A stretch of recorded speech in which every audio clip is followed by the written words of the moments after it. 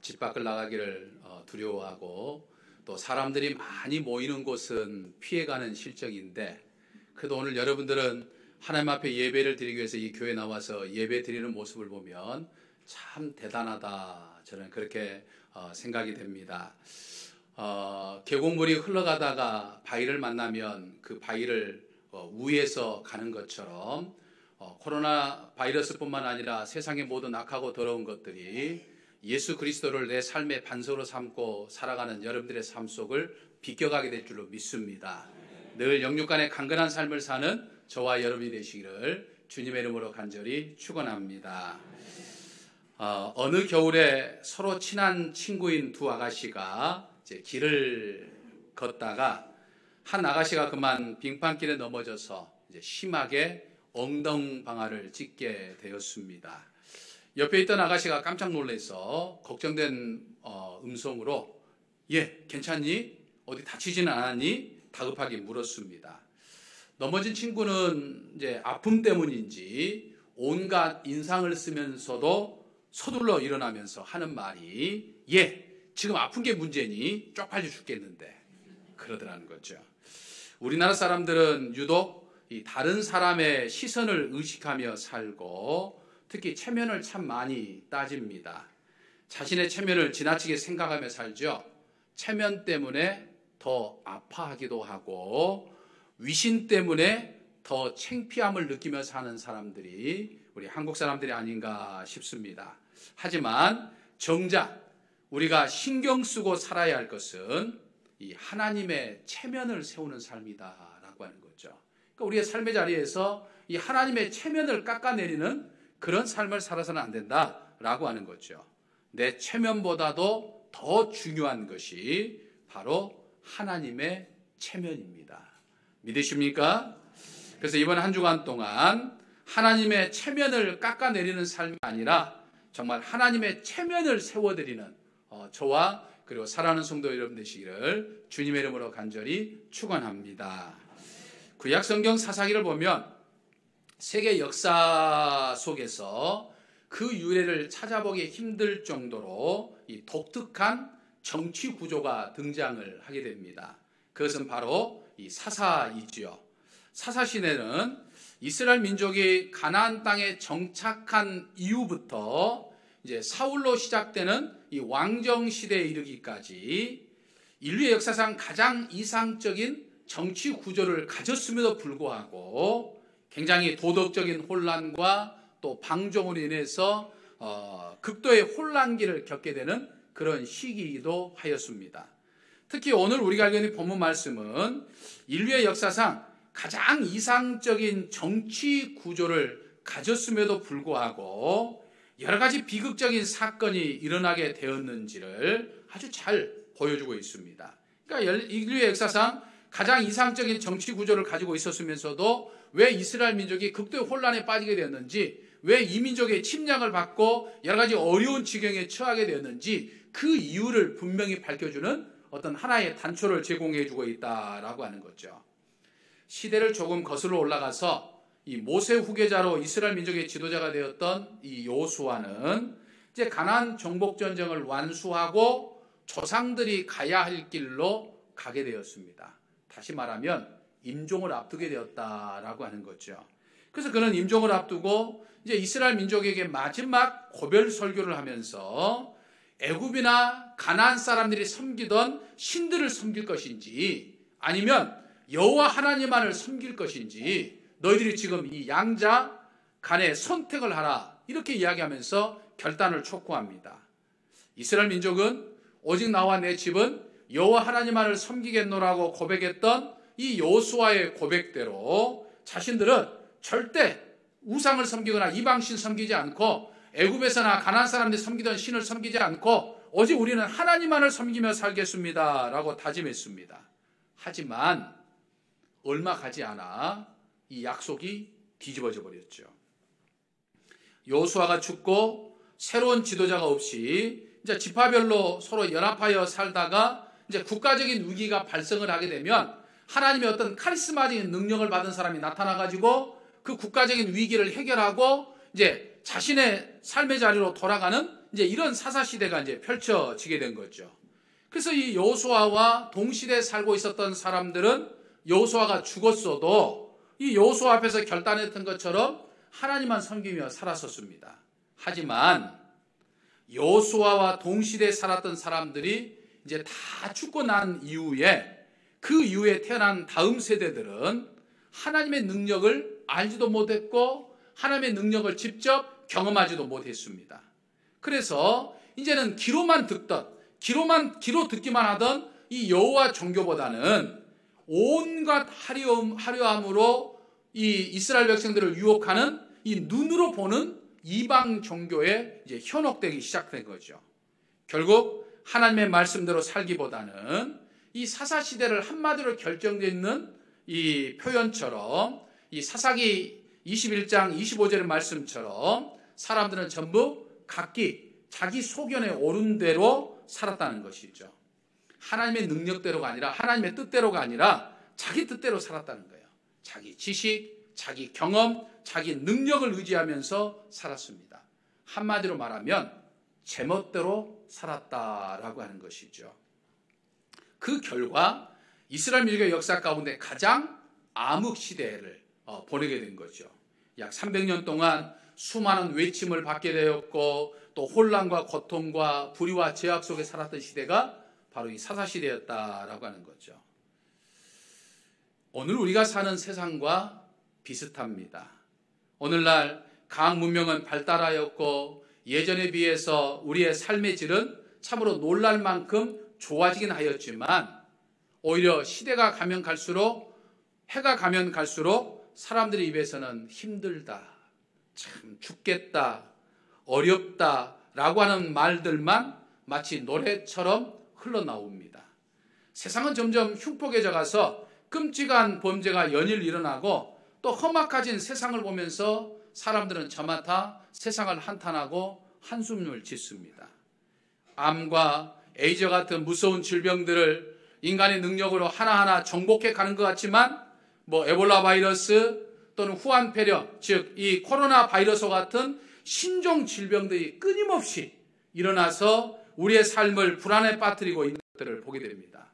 근데 이 모든 것의 원인은 사람들이 자기 소견에 오른 대로 사사시대처럼 자기 멋대로 살았던 삶의 결과였다라고 하는 것이죠.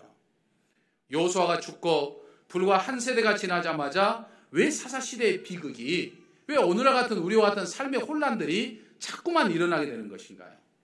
한마디로 말하면 신앙의 실패요, 신앙교육의 실패 때문입니다. 오늘 우리의 삶 역시 마찬가지입니다. 아무리 좋은 환경과 좋은 조건을 우리 자녀와 다음 세대에게 물려주어도 우리가 신앙을, 우리의 믿음을 유산으로 물려주지 못하면, 신앙의 유산을 전수하지 못하면 모래 위에 지은 집과도 같게 된다라고 하는 거예요. 신앙교육의 실패는 개인과 민족의 멸망이라고 하는 비극을 초래한다고 하는 것을 우리는 늘 기억해야 합니다.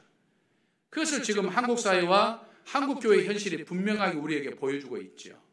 저는 지금 이 암울한 현실을 통해서 어떤 우리의 불안한 삶과 우리의 어떤 부정적인 미래를 말하고자 하는 것이 결코 저는 아닙니다. 오히려 이 암울한 현실 속에서 정말 미래의 꿈과 또 희망을 꾸면서 저는 말하고자 하는 것이죠. 이 시대의 모순과 불의를 해결할 수 있는 것은 여러분 단 한 가지뿐입니다. 그것은 바로 하나님을 향한 내 믿음이 회복돼야 되는 거예요. 그런 의미에서 볼 때 우리가 희망이고 교회가 소망이라고 저는 감히 말합니다. 비록 우리 그리스도인들과 오늘날 한국 사회, 한국 교회가 오늘날 한국 사회의 어떤 암울한 현실을 제공하는 한 원인이 되긴 하였지만, 그럼에도 불구하고 여전히 하나님 앞에 예배를 드리고 여전히 하나님 앞에 믿음의 삶을 살고자 이 자리에 모여있는 우리 그리스도인들이 희망이고 우리 교회가 소망이다라고 하는 말씀입니다. 왜 그렇습니까? 하나님을 향한 내 믿음이, 하나님을 향한 우리의 믿음이 회복되기만 하면 이 민족이 회복되기 때문이다 라고 하는 거예요. 내 소견에 오른 대로가 아니라 그동안 내 멋대로 살아왔던 것이 아니라 하나님의 뜻대로만 살기만 하면 저는 회복될 수 있다라고 하는 것을 믿기 때문입니다. 사랑하는 성도 여러분, 오늘 주의 전에 모여 정말 하나님 앞에 예배드리는 여러분들의 마음과 여러분들의 삶의 중심에 온전히 하나님만 계시기를 소망합니다. 오늘 우리가 경험하는 이 사회의 불의와 이 사회의 부조화와 이 사회의 경제적인 불안과 내가 지금 겪고 있는 문제와 내 가정의 어려움과 내 삶의 모든 것의 해결점은 여러분 의외로 단순합니다. 그것은 내 소견의 옳은대로 삶을 사는 것이 아니라 하나님의 뜻대로 살면 되는 것이다 라고 하는 거예요. 예전에 한국교회의 모습과 예전에 우리 신앙의 선배들의 모습과 오늘 나를 비교해 보면 우리는 분명한 답을 알 수 있죠. 오늘날 우리의 삶은 하나님 중심에서 너무나 많이 떨어져 왔어요. 예전처럼 열성이지 못합니다. 예전처럼 잘 모이지 못해요. 예전처럼 정말 하나님 앞에 뜨겁게 기도하지 못합니다. 물론 세상이 예전과 달리 우리의 삶의 모든 에너지를 내 삶 속에다가 쏟아 붓어야만 할 만큼 오늘날 세상이 참 다양해지긴 하였습니다. 우리의 삶이 매일매일 바쁘죠. 하루하루 정말 분주하게 살아갑니다. 하지만 제 아무리 세상이 급속도로 변하고 또 변한다 할지라도 제 아무리 세상이 바쁘게 변하고 바쁘게 살아야 한다 하면서도 분명한 삶의 원리는 단 하나입니다. 바쁠수록 돌아가란 말이 있듯이 세상이 정신없이 숨가쁘게 변해가도 내 삶의 중심에 하나님이 계시지 않아요. 하나님이 계셔야 한다는 이야기죠. 하나님이 계셔야 내 삶이 흔들리지 아니하고 내 힘이 아닌 전능하신 하나님을 내 것으로 만들어야만 우리가 성공한 인생을 살아갈 수 있다고 하는 사실, 이 원리만큼은 절대 변하지 않는 거예요. 세상에서 성공한 사람은 힘든 것이 없었던 사람이 아니라 복잡한 세상 속에서 자기 나름대로 힘든 것이 많이 있음에도 불구하고 복잡한 세상이 복잡하게 변하고 세상이 다양하게 변해도 자기 나름대로의 어떤 자기 중심을 갖고 살았던 사람들이 성공했습니다. 물론 그 사람들이 성공을 했지만 자기가 중심이 되었기 때문에 결국에는 실패하게 되었고 결국에는 그 성공이 지속되지 못했던 것들을 볼 수 있는 거죠. 그런 의미에 봤을 때 진정으로 성공한 사람은 어떤 사람이 성공했느냐? 세상이 제 아무리 힘들어도 세상이 제 아무리 바쁘게 변해도 제 아무리 세상이 급속도로 변해도 내 삶이 제 아무리 바빠도 하나님께 중심을 가지고 사는 사람이었다라고 하는 사실을 우리는 늘 기억해야 합니다. 우리가 조금만 눈을 돌려보면 그런 사람들, 그러니까 하나님 중심으로 제 아무리 세상이 급격하게 변해도 하나님을 향한 믿음이 변하지 않고서 성공한 삶을 살았던 사람들을 우리 주변에서 흔히들 찾아볼 수 있어요. 그런데 우리는 자꾸만 내 삶이 하나님 중심에서 벗어나고 있어요. 자꾸만 하나님 가까이에서 벗어나고 있는 내 모습들을 보게 됩니다. 예전만 못한 신앙생활을 하면서도 하나님의 은혜가 내 삶에 충만하기를 원하기만 한다라고 하는 것이죠. 사랑하는 성도 여러분, 여러분의 시간을 하나님께 더욱더 드려보시기를 바랍니다. 정말 하나님과 더 아무리 세상이 바빠도 아무리 내 삶이 바빠도 정말 하나님과 더 친밀한 시간을 여러분들 한번 가져보시기를 바랍니다. 내 삶의 중심에 하나님을 정말 모시면서 살아보시기를 바랍니다. 그럴 때 내 삶 속에 정말 실타래처럼 얽히고 설켜있는 문제가 해결되고 내가 계획하거나 기도한 것들이 이루어지는 것들을 여러분들 경험하게 살게 될 거예요. 이런 경험들, 이런 우리 믿음의 사람들의 경험들이 하나씩 쌓이면 한국 사회에서 일어나는 지금의 모든 문제들은 저는 자연스럽게 해결될 것이라고 저는 믿습니다. 믿으십니까? 믿으십니까? 믿으셔야 돼요. 오늘부터, 이번 주부터 내 삶의 중심에 정말 하나님을 두는, 그래서 이전까지 삶보다는 더욱더 하나님께 내 시간을 드리기도 하고 더욱더 하나님과 친밀한 시간을 갖는 그런 삶을 통해서 여러분들의 삶이 정말 하나님이 주시는 은혜와 축복 속에 살아가는 복된 삶이 되시기를 주님의 이름으로 간절히 축원합니다. 할렐루야. 사랑하는 성도 여러분, 이 사사시대의 실패 그리고 오늘 우리의 삶의 모습을 보면서 정말 내 신앙이 중요하다라고 하는 사실을 우리가 지금 깨달았습니다만 우리가 여기서 한 가지 더 내 신앙의 삶을 넘어서야 하는 아주 중요한 것 한 가지가 더 남아있다라고 하는 사실이에요. 그건 바로 신앙 교육입니다. 내 속에는 옳은 대로가 아닌 정말 하나님의 뜻대로 사는 내 신앙을 통해서 다음 세대에게 바른 신앙 교육을 해야 한다라고 하는 사실이에요. 앞으로 한국교회와 한국사를 이끌어갈 다음 세대를 우리는 준비해야 한다라고 하는 사실입니다. 여러분, 오늘날 한국교회의 위기는요, 다음 세대를 준비하지 못한 것에 기록되어 있습니다. 폭발적인 성장을 해왔던 한국교회가 지난 30여 년 전부터 다음 세대를 준비하지 못한 것이 오늘날 이 한국교회의 모습이다라고 하는 거예요. 여러분, 한국교회와 오늘날 우리 교회의 모습을 한번 생각해 보면 50대, 60대, 70대는 많은데 30대 후반부터 40대의 모습이 작습니다. 그 여파로 지금의 교회학교가 더욱더 심각한 위기에 있는 거예요. 그러니까 지난 30년 동안 우리가 그때 10대, 20대를 보살피지 못했기 때문에 30년이 지난 지금 30대 후반과 40대가 약해졌고 지금 부모로 있는 30대와 40대가 약해져 있으니까 교회학교가 심각한 위기 가운데 있는 것이다 라고 하는 것이죠. 물론 한국교회가 30여 년 전부터 다음 세대를 준비하지 못한 결과로 교회학교가 무너져가고 있지만 또 사회적인 상황, 시대적인 상황 때문이기도 합니다. 인구 감소로 인해서 대학교부터 중고등학교, 초등학교 학생들이 줄고 있는 시점에 예전에는 시골에 있는 학교들이 폐교가 됐는데 지금은 도시도 지금 학교가 통폐합되고 가는 그런 도시들이 지금 하나씩 둘씩 지금 생겨나고 있는 실정이에요.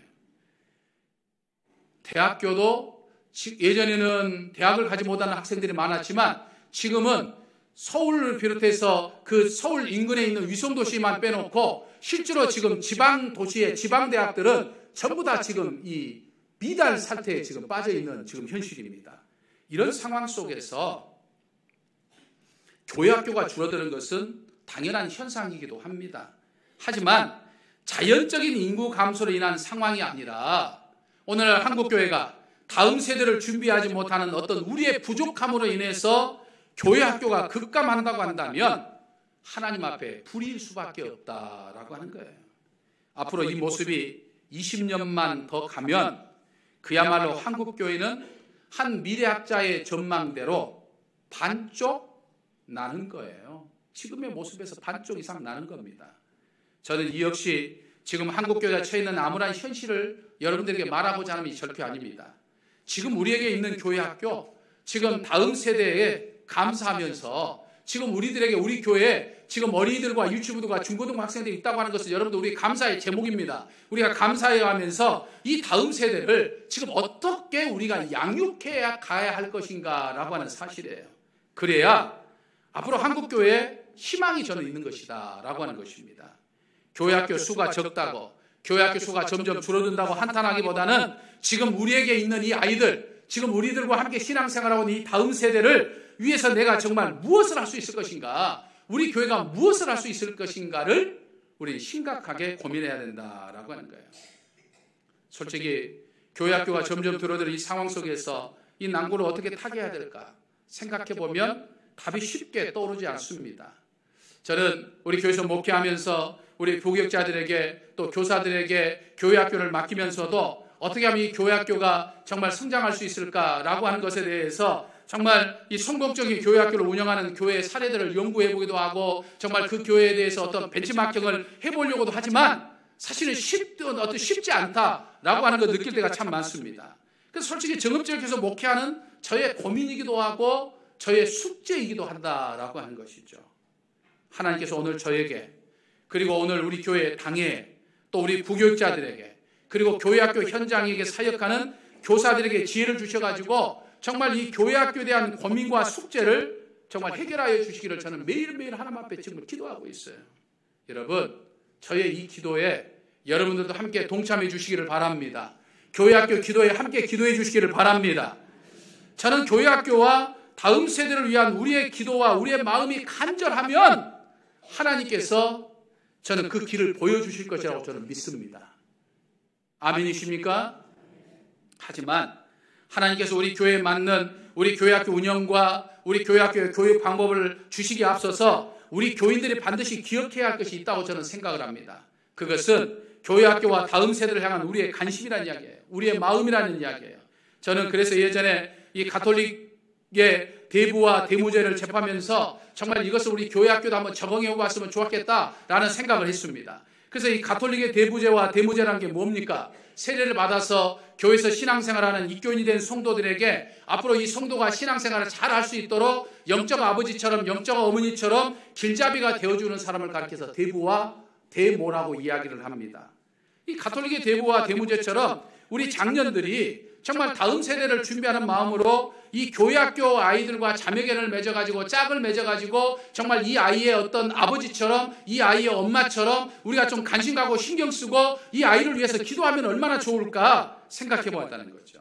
그래서 2018년부터 우리 교회 재직들과 교회학교 어린이들이 한 명씩 짝을 주어줘서 1년 동안 내 짝이 되는 아이에게 영적 부모처럼 관심을 갖고 기도도 해주고 또 생일 때는 조그만 선물도 주고 우리가 해보자 했던 것이죠. 취지에 잘 맞게 매년 내 짝이 되는 아이를 위해서 기도하면서 생일 때는 조그만 선물도 주면서 꾸준하게 관심을 갖고 있는 재직도 있지만 지난 1년 동안 흐지부지 했던 재직도 있고 심지어는 전혀 관심이 없는 내 짝이 누군지도 모르고 지난 1년을 살아온 재직도 있다라고 하는 사실이죠. 그래서 저는 고민도 많았습니다. 하지만 올 한 해 더 독려해보고자 합니다. 교회학교를 위한 교육 광고도 중요한 건 못지않게 우리의 관심과 우리의 기도도 중요하기 때문이다라고 하는 거죠. 사실 교회 행사 계획에 의하면 오늘 오후 예배는 바로 우리 재직들과 또 이 어린이들과 자매견을 맺는 자매견 예식이 있는 주간입니다. 하지만 저는 오늘 자매견 예식을 과감하게 생략을 했습니다. 주일 오전 9시에 엄마 손에 이끌려가지고 교회에 오는 우리 유치부와 어린이들 또 오후 1 30분에 예배드리는 중고등부 교회학교 아이들까지 어른들의 계획과 또 어른들의 행사에 따라서 주일 오후 2시에 예배를 참여시키는 것도 참 쉽지 않는 그런 현실이기 때문에 그렇습니다. 그래서 자매결연은 과감하게 생략하지만 이 자매결연의 본래의 목적에 맞게 정말 새로운 마음가짐으로 올 1년 동안 다시 한번 해보자라고 하는 것을 여러분들에게 말씀을 드립니다. 이미 재직되는 분들에게 여러분들이 이 헌금 봉투를 뽑는 그 헌금 봉투 함에 이미 이 재직들에게 한 분 한 분씩에 제가 목회서실을 전부 다 넣어놨어요. 그러니까 여러분들의 짝이 정해져 있어가지고 내가 1년 동안 내 짝이 누군가 그 짝에 대한 인적 상황들이 지금 다 돼 있습니다. 그래서 여러분들이 헌금함에 보시면 전부 다 있을 거예요.